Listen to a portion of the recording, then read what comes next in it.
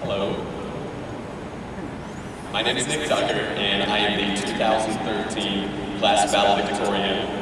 So I've got a speech here entitled, A Clarification on Being Yourself.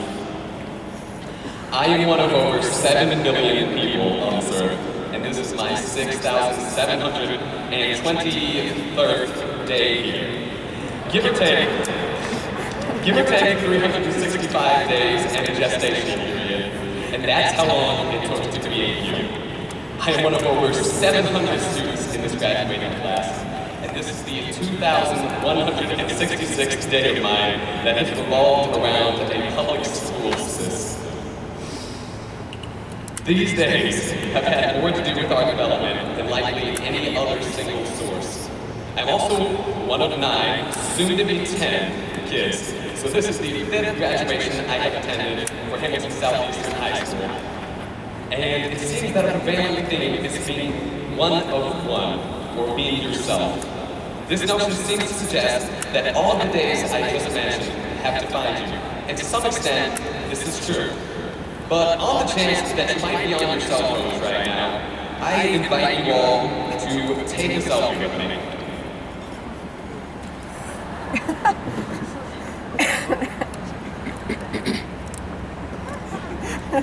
Okay, so I'm sure that we've all seen this picture of ourselves and questioned if it's a person worth being.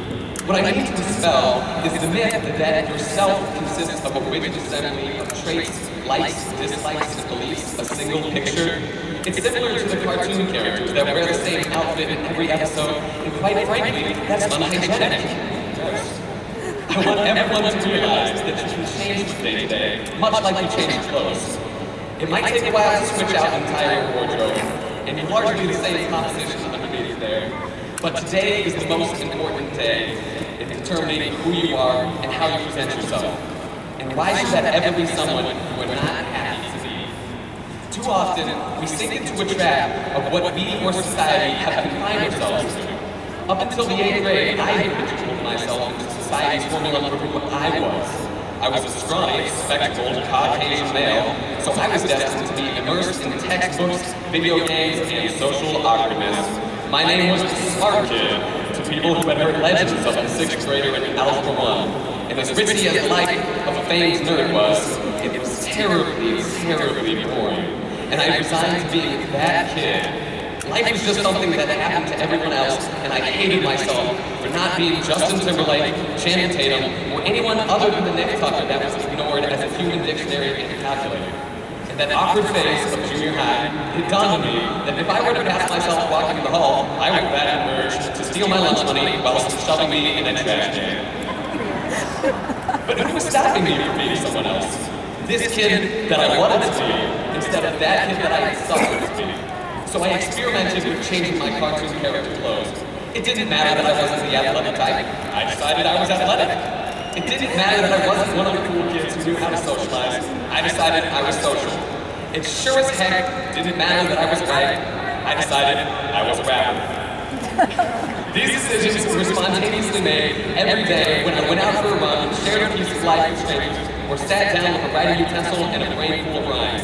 To be entirely honest, the fun of my hobbies is amplified by the fact that I'm breaking stereotypes. We sacrifice our eccentricities and dreams to be accepted as boring, pre-packaged people, but my good friend, the kid president, says, everybody can be boring, but you're gooder than that.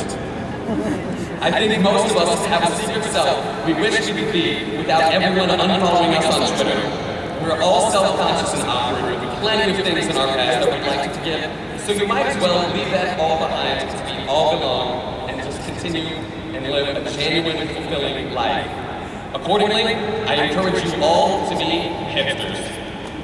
No one else has to understand why you like indie bands, hummus, or perhaps chemical engineering. So take pleasure in the fact that you're different.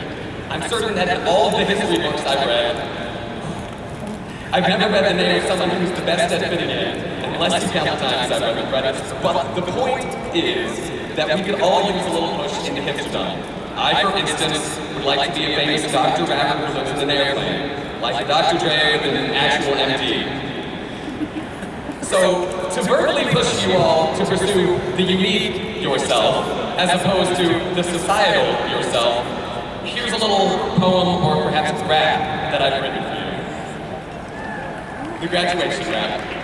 Today's about more than diplomas and awards. It's the time to look back and the time to look forward. It's the time to keep track of the stereotypes restored because the social hearing is set to record. And it plays back in your ear, whispering to you, this is who you gotta be, this is what you gotta do. But you've been blessed with the brain, you've been blessed with the power to decide who am I at any given hour. Especially today, because today is all you have. This is a fork in the road and now you get to choose your path. Doesn't matter if you're yellow, brown, red, white, or black. Doesn't matter who you had, or your mom, or your dad, because this is your life. You decide what it's like. If you want to be amazing today. And if you want to learn guitar and start strumming away, never think to yourself, this is not who I am. If you want to be someone else, then just do it because you can. And who's going to stop you? Like they could. No one controls your thoughts, no one controls your foot. Because once you get that thought, you're going to take it to your feet. There's not another way to start, and then you take step and repeat. Keep on working for what you want. Keep on working for what you love. Because with every hour that you put in, you're 1 hour closer to being done. The only way to get there is to move. And the only failure is to lose your direction to someone else who tried to trap you in their groove. But you can do what you want to do, and you keep pushing against that brain until you blaze your very own trail. You put tracks down for your train. So what I'm saying is be yourself. What I want you all to see is this belongs to no one else. Yourself is who you want to be. Because when your story's done, your autobiography should be authored by yourself and not society. First chapter has already been written, and you've all made it. So pat yourselves on the back. Now you're going to go out there, get those college degrees, those families, places in the workforce, whatever you want out there, and toss out any American dream that the sleeping world has forced on you, and let your dreams speak loud enough to wake it up. Because I believe in a God that inceptioned that dream into you for a purpose. So be yourself, but be the yourself that you want to be. Thank you.